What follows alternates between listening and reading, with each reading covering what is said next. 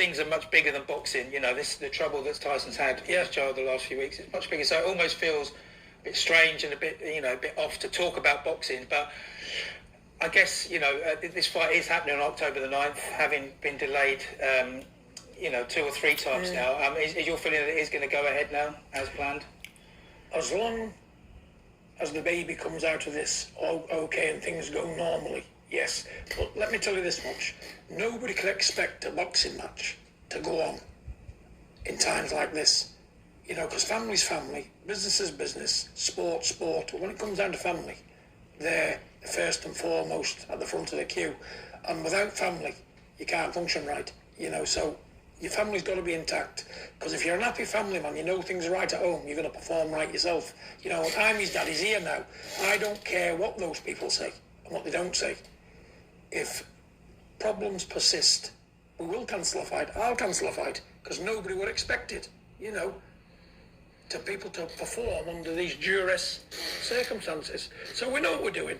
We want to fight Wilder, and hopefully he gets his daughter back home. Everything runs smoothly. We start camp, I think, on the 14th or 15th, and let's just see where we go. But if it's not right, it's not right. And I'm not like those people in America who will force issue, because I don't care about nobody. When it comes down to my children and my grandkids and stuff like that, immediate blood kin, they come first. I said to him last night, so... Those are the words of John Furey once again, and this is the second volume, as I promised you guys. And John Furey basically says, hey, yeah, we want to fight Deontay Wilder, but if problems persist, if the child gets in a situation like it was before, they'll cancel the fight. He'll cancel the fight, okay? He will pull rank on a situation like that, and let me counterpunch. I feel that there is nothing that you should put over your family, your children, your intermediate family. That's that. Even the interviewer was like, hey, I don't want to be or sound like a dick, but are we still going to have a fight? And it's like, but those questions, he had to ask that question for his job. Just to clarify, like, where do we stand with the current date of Wilder based on what just happened with the newborn daughter of Tyson Furey? Where is his head at?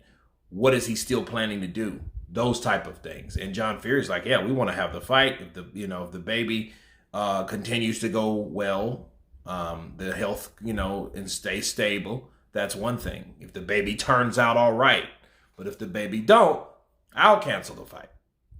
Because you got to have your head straight, and no one can make or force Tyson Furey to take a fight at that time. And what do I say to that? I say he's 100% right.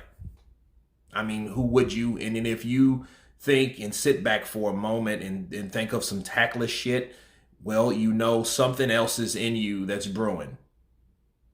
I just had to counterpunch someone on that same video, actually, and I'll send the link to on this particular video so you can see it in its entirety, because it's about 15 minutes long, 16 minutes long. And it's just, you listen to the people that, oh, well, you're lying about this, that, and the other. And it's like, well, look, first off, why the fuck would you lie about that? Like, you know what I mean? Like, you seen the tubes coming out the child, and you know what I mean? Like, okay, that's not how a child's supposed to look. You know what I mean? Like, I didn't even know Paris was pregnant. Like, when I heard it on my live stream that she gave birth to another child, I'm like, what the hell? I didn't even know she was pregnant. So, so maybe the child was premature or whatever. I don't know the particulars, so I'm not going to go there. But, if that's the case, you don't want to push a man that just lost a child. You know what I mean? That's just like inhumane, and very tactless. And for the people that think, oh, he should still fight and we've waited along, fuck you. You know why?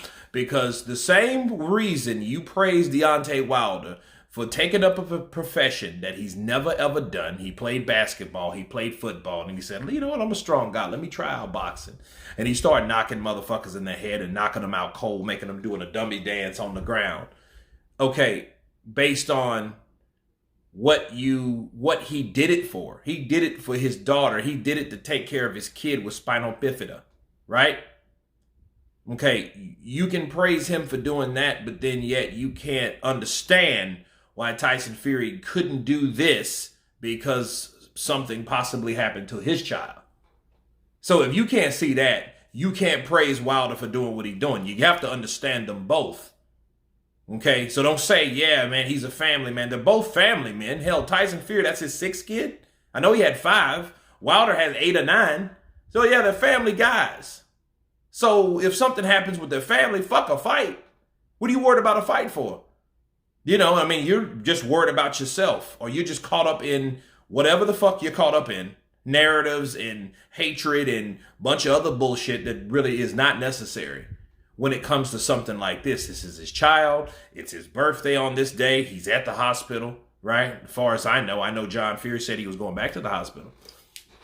But to expect him to, fight on October 9th when his child died, no. You know, and another thing you think about is how many of those channels that hate Tyson Fury is going to actually report, hey, his child is, or they're going to spin it like, oh, here's another excuse, guys. He's going to get out of this way. He didn't want the fight. Well, I mean, hell, he didn't want his child to die either. You know what I mean? So, you know, you think he's worried about a fight at that point. And it's like the thought of that, to even think that you need to be slapped. And to say that you need to be beat up. You know what I mean? Like, you really need to be beat up in that situation, because it's like, you know, no one expected that. You know what I mean? And if I'm Wilder, I know he thought that Tyson Fury did a whole bunch of shit to him, but like, you have to consider you have to be considerate of certain shit when it comes to things that happen to other people. You have to be considerate. Just be smart. Right? Like, and think, well, if the child would passed, first off, would you feel right about still fighting the person in that situation? I mean, I guess if they want to still go along with it, but it's like, would you even feel like, you know, would you feel any compassion? And if you don't feel compassion for what happened to his child, or what could happen to his child. So let me just not say that. So what could happen to his child? If you feel that way about that man, you shouldn't be fighting that man. Right? You shouldn't be fighting that man at all if you don't have a bone like, damn, what if that happened to my kid, or my children, or my newest born? You know what I mean? I remember Deontay Wilder and Luis Ortiz with each other's neck at one point before they fought the first time, and they kind of bonded because they both had kids with disabilities. And they kind of, okay, yeah, I kind of feel you on that. So they had that. They empathized with each other, you know? So I think in this situation where, as far as those guys are, I know it's a little deeper, you know, with the accusations and all that other stuff. But still, you know, you still wanted to fight Tyson Fury. You went to court to get Tyson Fury. Tyson Fury, a lot of people think he faked the COVID. Okay, fair play. Because, you know, you can't argue that, you know, you didn't see him quarantine or nothing. But in this case, sometimes if you cry wolf long enough, right, a wolf may come. But if the wolf comes, you have to understand the wolf is here. And this may be the wolf. So again, if it comes back to the welfare of a child, and the child, you know, goes for the worst, the health gets worse or something, you know, the worst happens. God forbids, but the worst happens. You shouldn't expect a fight. And if you expect a fight, you really just need to look in the mirror and see, okay, what are you really trying to see versus what's really going on with people. We're still in a pandemic, people. We're still in a situation where people are dying of COVID, younger people and all this stuff. You know what I mean? And that's that. But then normal things happen in life too, like this. So it's still, you know, someone's health is still their ultimate wealth. You know, so how healthy do you think someone would be if they lost a child? I can't empathize with that again. I'm not even going, I can only imagine. Right? So that's that. I'm not going to sit here, I'll still fight him. No, you can't say that. And I'm not going to say that. And anyone else that says that, you're full of shit. But anyway, that's my second take on Tyson and John Furey giving us an update on what's going or what could happen if the worst comes to worst. You guys tell me what you think. I may leave a questionnaire for you guys to vote. Please subscribe. And you guys been counterpunching. Peace.